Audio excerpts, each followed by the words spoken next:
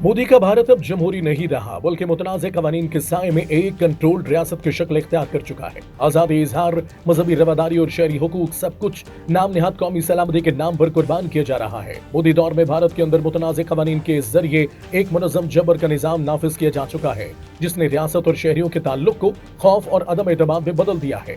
नाम निहाद सेकुलर भारत आज मोदी राज में आमिराना पॉलिसियों की गिरफ्त में है, जहां इख्तिलाफ राय को बर्दाश्त करने की बजाय इसे कौमी सलामती के नाम पर कुचला जा रहा है।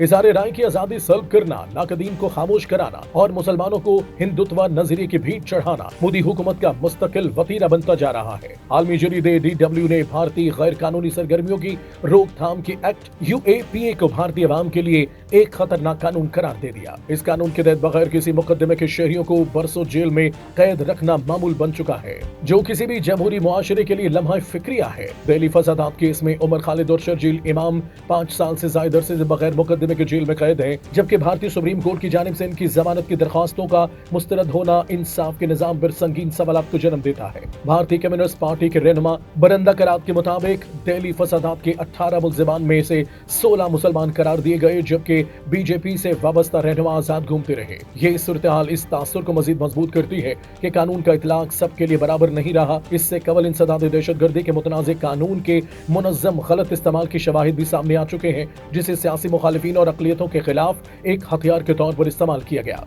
एमनेस्टी इंटरनेशनल इंडिया के साबिक सरबराह आकार पटेल ने भी UAPA की मुबहम शिकों पर सख्त तनकीद करते हुए वाज़ेह किया कि यह कानून इंसानी हुकूक और बुनियादी आज़ादी के मनाफी है।